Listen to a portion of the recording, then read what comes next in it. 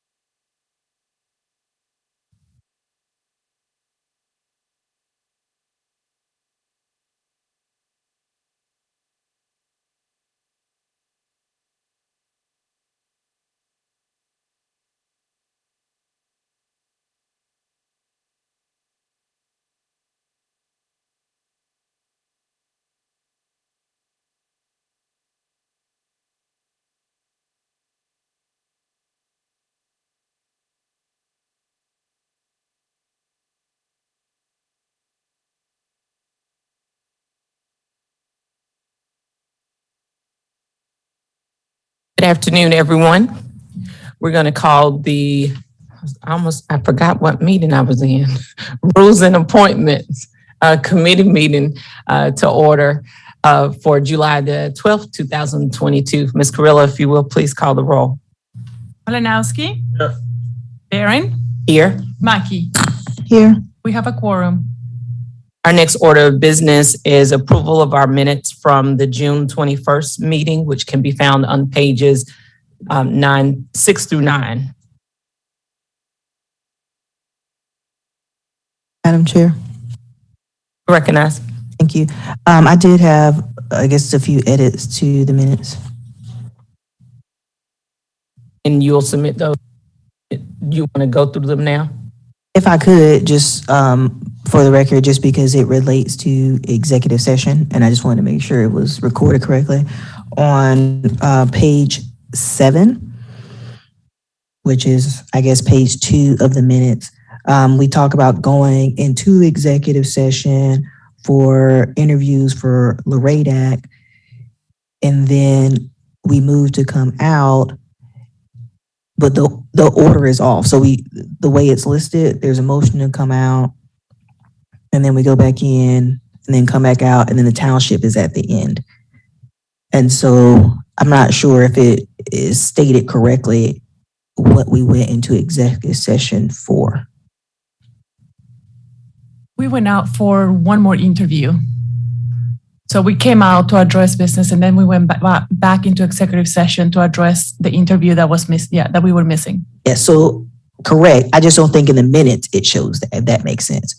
So I know, yes, that's what we did, but in the minutes it doesn't, it just shows that we voted to come out and went back in. And it doesn't really explain that. Does that make sense? Because it makes it look like in the beginning that we interviewed everybody in that one block and we didn't. Okay, we're gonna make that. So that was the only thing I just wanted to call out. Anything further?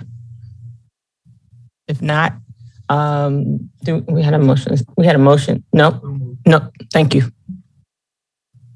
Second. Ms. Carrillo? Malinowski. Yes. Barron. Yes. Mackey. Yes. Motion approved. The next order of business is the adoption of the agenda. Ms. Carrillo, do we have any changes to our agenda? No, ma'am. Mr. Wright? No, ma'am. Time I entertain a motion to adopt our agenda. So moved. Carrillo? Malinowski. Barron. Yes. Mackey. Yes. Motion approved. Our next order of business is to conduct interviews for the Township Auditorium, where we have 2 vacant seats. I'll entertain a motion to go into executive session. So moved. Malinowski. Barron. Yes? Mackey. Yes. Motion approved.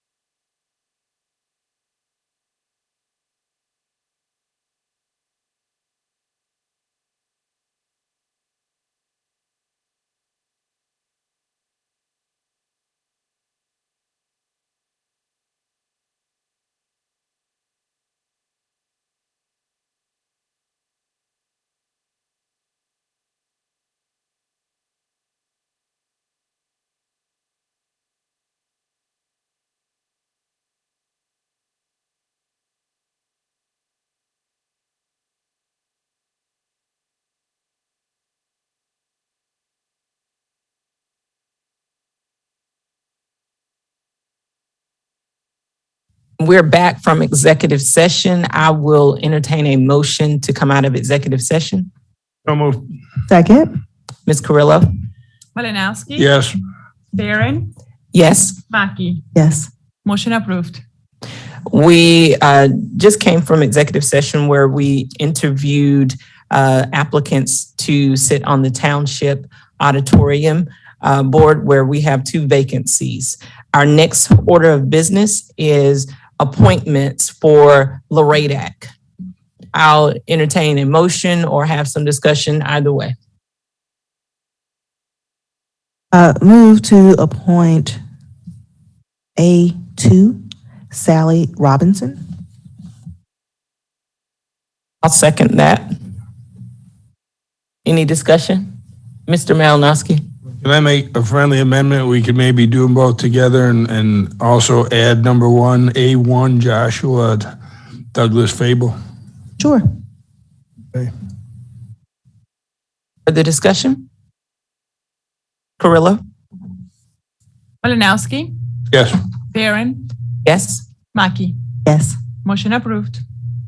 Our next item for business is items for discussion/action, and that is to rename the discretionary committee to be to the Community Impact Grant Committee and add an additional council members to the committee. This comes from the council's recent budget motion to allocate an additional $300,000 to the committee and develop a process that creates accountability and transparency. That was submitted by Ms. Mackey.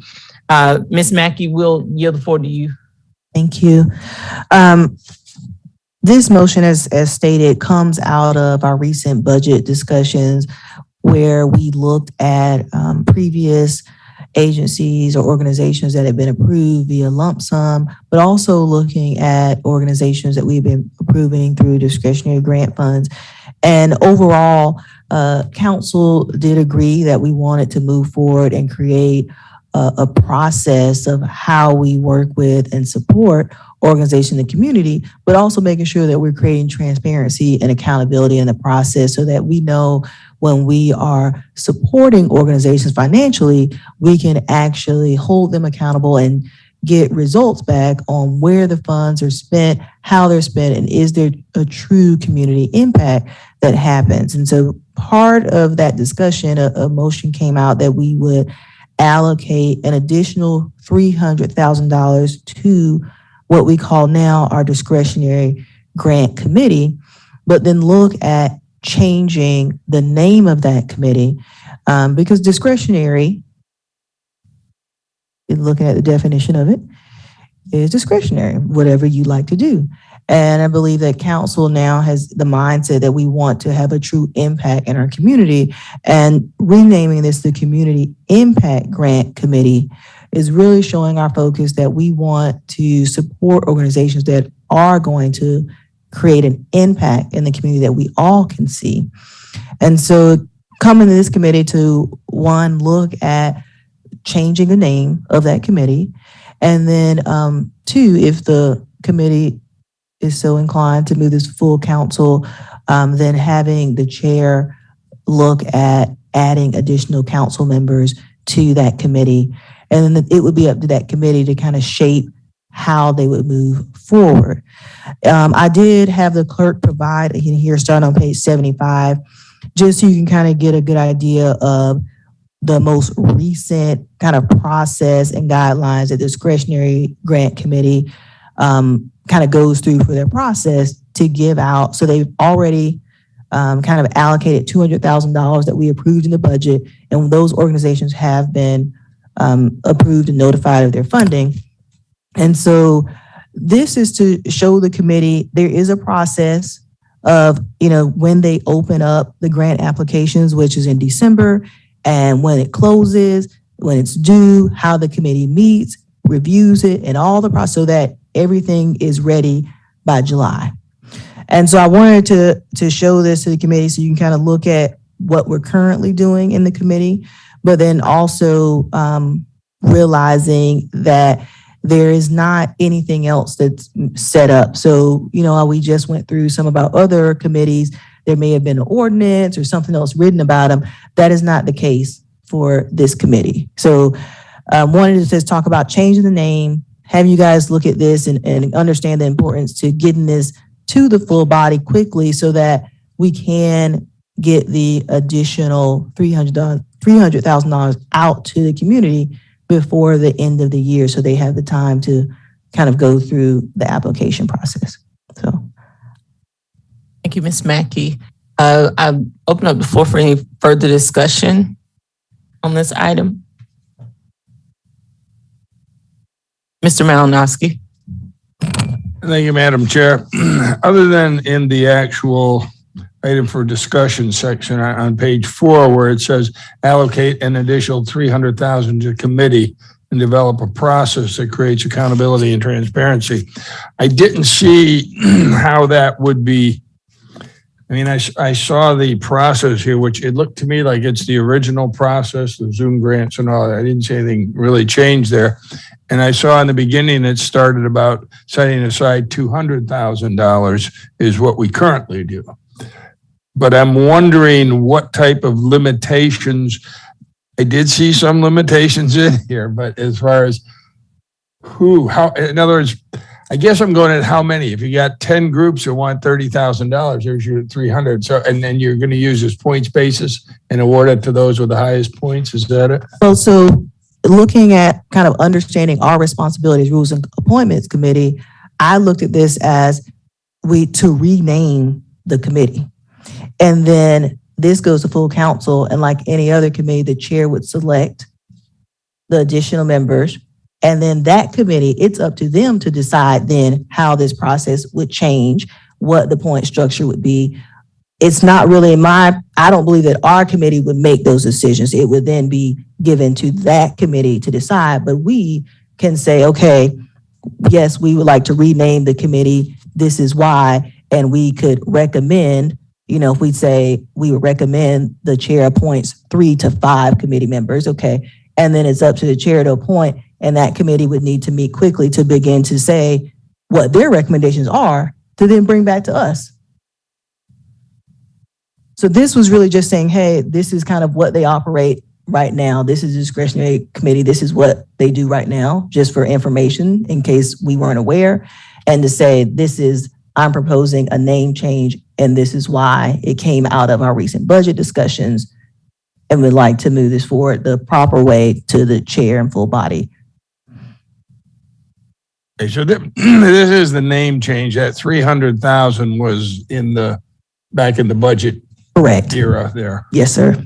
Okay. And we could ask at that point, we'd have to ask the administrators at a dollar amount that we can live with wherever it's coming from too. Already did. We already approved it in our budget. Yeah, we approved it. Yes. But nobody, I don't think we asked him about it. We just did it. I kind of like to see what he says. Oh, no, we asked. It was like it was a whole discussion. I don't. There was so much going on back then. Yeah, it was an entire discussion about it, and the $300,000 did come out of the general fund.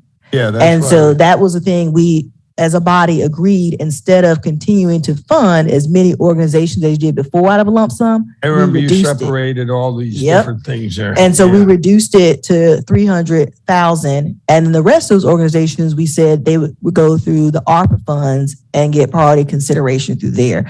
But this is really a method to reduce the amount of money that we're pulling out of our general fund and creating accountability and transparency. If nothing further, I'll take a motion. I move to rename the discretionary grant committee to the community impact grant committee, and to request that the chair add additional council members to this committee. I'll second it. Any discussion? Ms. Carrillo? Malinowski, Yes. Barron, Yes. Mackey. Yes. Motion approved.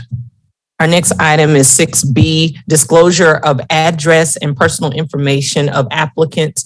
I asked the clerk's office to put this on our agenda because as it has been brought to our attention that when we get these packets, that for individuals who apply for boards and commissions, when it's published out in the public, their personal address is also being published. Everything that we get is also being put out into the general population. And I would like for us to see or make a recommendation to full council to redact that information. And I want to say, Ms. Carrillo, tell us a little bit about the process that we had a conversation about internally, what you all will do to keep the information from going out in the general public.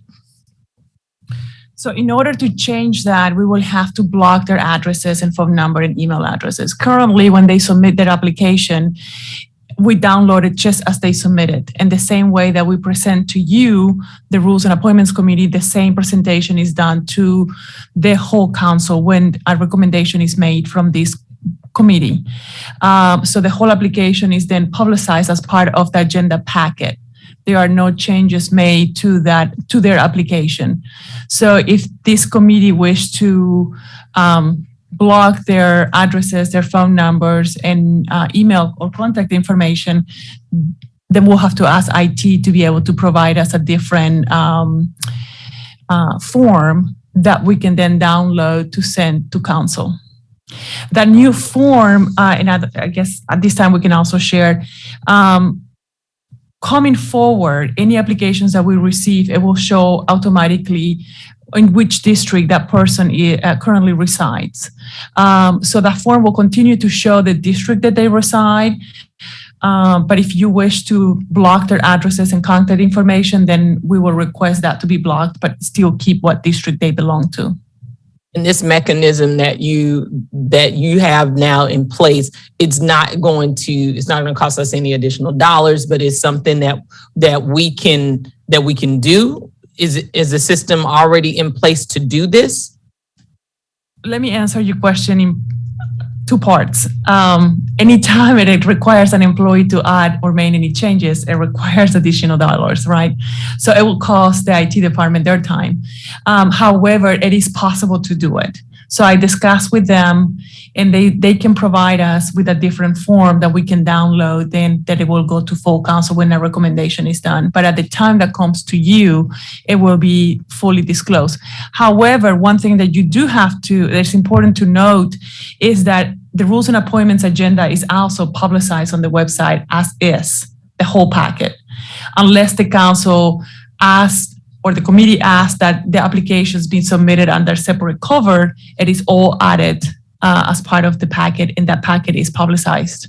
And that is why we're having this discussion, is because I remember, some years ago coming before not the same committee, Mr. Malinowski was here, but, coming before this committee and just kind of dialing back and remember going online to see what happened. And I do remember seeing my address there. And that does give me great concern. So I would like for us to consider some way of being able to not disclosing personal information. Mr. Malinowski. Thank you, Madam Chair. I'm wondering why we have to publish this whole agenda that we get, and that all that information that's in applications can be given to us separately, and that the only thing that needs to be on the agenda are the names of the people. So to answer your question, so therefore we're not involving IT to block things out or do something different. We're saying, all right, Xerox enough of these complete ones to hand to the council, and the one that goes to the public just doesn't have those. Okay, so what you're requesting is that every application received is submitted to council into the rules as a separate cover. So items that are received at their separate cover are not publicized on the website. Right. I'm saying, like right here today, we had 4 people that we interviewed. All those 4 will be on a separate grouping handed to all council members for their information. But on the website, the only thing you put are the 4 names of those people. We can do that if the committee desires to move forward that way. Yes, thank you. I just want to make sure Attorney Wright, if he has any thoughts to weigh in on that one way or the other, if there's anything we're supposed to be disclosing as we select. No, I don't think that's a problem. I think that, we can redact personal information. And I think that if we notify of the individuals that are being interviewed or the individuals that have applied, I don't think we have to put all of their information, actually publish all of their information. I think that the only time that we may have to give certain things, like if there is, say, a FOIA request, which even then we can redact the personal information. With that, I was just saying I'm fine with that. Thank you. so with that, I will entertain a motion. Mr. Malasky. And I'll make a motion that moving forward with applications received for boards, committees, and commissions, that only council members and staff members will receive the complete package of personal information about the applicant. And the only thing that is published in our made public agenda are the names of the individuals applying for the particular boards, committees, and commissions. Beginning when? Meaning as soon as the clerks can get this done. So you want to make this effective July 26? Okay, that's fine. Effective Next July meeting? Mhm. 26th. No. Oh, Next they meeting's stood- July. We have a 19th one because we don't. No, we don't. Well, Oh. 26 is fine. so this would be on the agenda for full council for the 26th? This can go, if your motion is to send this to council, it will go to the council on the 19th. Yeah, well, it has to go to them because they've got to approve any changes in rules, additions, deletions. So that's why I was saying the 19th. Okay. I So was the just trying to motion- make, I the didn't know if motion it is was to going s- to make the 19th agenda. That's why I was asking her, can it make the Oh, okay. 19th? Or does it need to go to the 26th? I didn't know timeline, if it was enough time to make it. It can go to the council 19, Okay. and it will be applied at the Rules and Appointments Committee meeting On on the the 26th. Thank yes. you. Okay. Mhm. A second? I'll second it. Any further discussion? If not, Ms. Carrillo? Malinowski, Yes. Barron, Yes. Mackey. Yes. Motion approved. Next order of business item 7, items for information, page 80, boards, commissions, committee advertisement. You'll see that we have vacancies listed for the rules committee starting July the 19th. They'll be publicized July the 24th, and applications are due on August the 19th.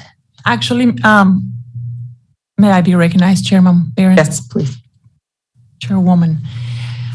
Since we don't have the July 19 meeting, we will have to postpone this another week. So instead of running the advertisement on the 19th, it will be to run on the 26th after the committee approves the list.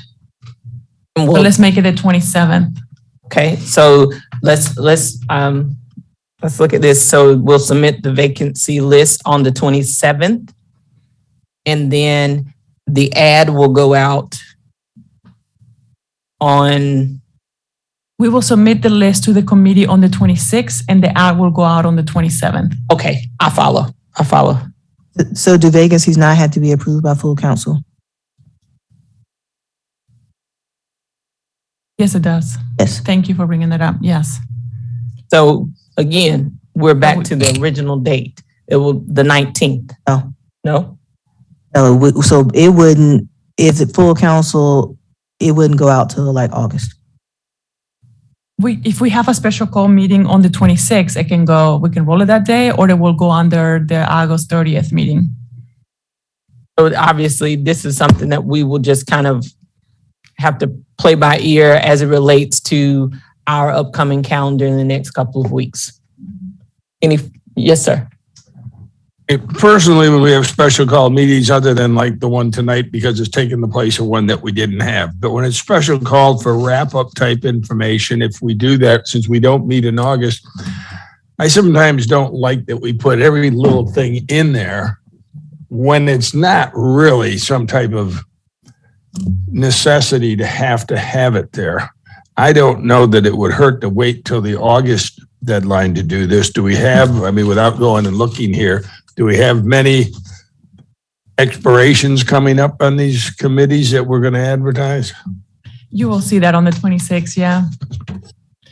Now, remember that the August meeting is going to be a special call meeting too. Which one? The August meeting. Oh, I know that. But the August meeting is something that we always have as a full meeting because the law requires us to have that. So that would be a full meeting, and I don't have a problem with that. But a special call, whenever we have it at the end of July, because we've got zoning public hearing and a special call afterward normally. And it should be just that for things that are really dire need to get done. I don't think we throw every little thing on there. I don't think things like our H-tax request should be on something like that. I don't think we should have motions on something like that, but that's me. Well, I do think that because as we look at the vacancies, I would not like for us to wait until the end of August to do that. And I see it as a pressing issue to be able to put it there. And I'd like to keep it there just so that we can keep our consistency going, because while we're closed while we're not meeting in August, we can be receiving applications in our absence. Ms. Mackey? Yeah, I guess, tell me the timeline you guys are saying, because right now, my understanding is we would receive the list on July 26th at our Rules and Appointment Committee meeting. And then full council would vote on it at the end of August, because that would be the next time we would have a full council meeting. But we do have a special call meeting. We might have a special call meeting on the 26th. So we'll have to discuss that with the chair. So if he does call for a special call meeting on the 26th, then we will have a special call meeting. So, and I understand that, but what I'm saying is, so in the past, we've never been able to, if something's voted on committee that day, we've never been able to vote on it that night and counts, because we've asked that before when it came to appointments, and it's always said we had to wait to the next one. So that's my only thing. If that's the case, and we do, then why haven't we been doing that in the past? And so it's my understanding that if it passes in committee, that we had to wait to the following council meeting to put it on the agenda. So I guess if this is true and we can do that on the 26th, then moving forward, I'd like to see us do that with appointments and stop having to wait. So which one? I believe, because I think I've gotten lost in the sauce somewhere, but my understanding is exactly what we've been doing. And that is, we vote on something today and it doesn't go to full council tonight, but it waits to the next meeting. That's how it works. So somewhere along the line, we've gotten confused with just trying to get it. If that's the process you're saying, then we wouldn't be able to get it until the August 30th day. Yeah. Correct. Mr. Malinowski. Thank you. Why can't we have this listing to us on the 19th meeting? Have a 19th. We're not meeting on the We don't have one. But Yes. rules meets when they want to meet. So if we've got one item like that, we can meet at, what do we have on the 19th? We've got a special call meeting starting at 6. We could have a rules meeting at 5:45. Vote on that one item of appointments to forward to council, then it could go if you have. I'm not opposed to that. I will not be in attendance. Oh. I will not be in attendance. I'll be attending a conference. So if you want to chair that 15-minute meeting to make sure that we stay on schedule, I will fully support that. I would do it if Ms. Mackey's okay with it. What time did you propose? 5:45, 15 minutes before the other meeting. Well, the we have a clerk's transportation office. meeting that day too at 4. Oh, wait a minute. Do we have time to advertise it? We have a transportation meeting before. Oh, we do? And then we have economic development, so we cannot have 2 meetings. That will have to be before the transportation meeting. That's at 5, That will be At like 4. 3:45.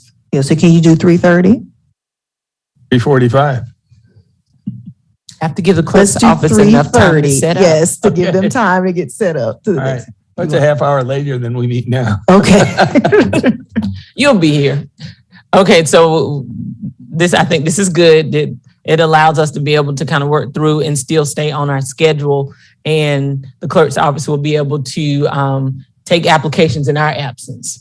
So we're going to, yes, sir. I'll make a motion now then that we have a Rules and Appointment Committee meeting. I don't need to make the motion. No, That's right, because we just call them when we We want. just call them. Yeah, all right. Yeah, no motion needed. Okay, so that's that. Next order of business is 7B, applications currently on file, and that's on page 81 through 85. Note that the highlighted applicants have applied for more than one board or commission or committee. And so it would be my hopes that the clerk's office, when we do interview them, that we're able to see it. We'll be able to see the ones that they've all applied, because I think in the past, we've not been able to see the multiple application or the multiple boards that they've applied for. So if, yes, ma'am, they are listed on the, well, these ones are not showing, but on this part here where it says appointments and the name of the person, it will show you which other committees this is appointments, but it will show next to their name what other committees they have applied for. Yeah. Good. Thank you. Thank you. I just want to make a note, when looking at this list, there are a few people that have reached out to me saying that they applied back in late 2021 and they have not gotten an interview. And per our policy, folks' application after a year falls off. And so I am concerned as we go into August and get to schedule interviews. I know we're looking at boards that have a large number of vacancies, but I am concerned about some folks whose application may still be sitting here because we haven't got to them and then it falls off. And I don't want us to lose those people because they're technically still valid. We just have not interviewed yet for their committee. And so I would like to think about that in this list and how we move forward and to make sure we're not completely writing some of those folks off as we begin the interview process. Further. On page 81, the very first person, it says Allegron Williams. And then on page 83, 3 up from the bottom, it says Algeron Williams. Is that two different people or was there a typo in there? And it's because the first one's not highlighted as applying for another board, but the guy down there is.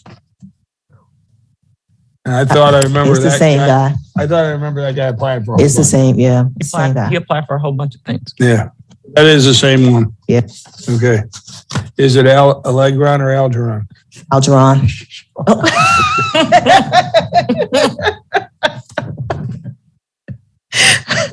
This guy. Ms. Malinowski, what else you got today? That was it. I mean, I saw we still had time to kill here, so I thought I'd throw that out. No, sir. Ms. Barron. No, sir. If nothing further, our next order of business is item 8 for adjournment. So move. Again, Ms. Carrillo? Malinowski, yes. Barron, Yes. Mackey. Yes. Motion approved. Thank you. Meeting adjourned. Thank you, everyone.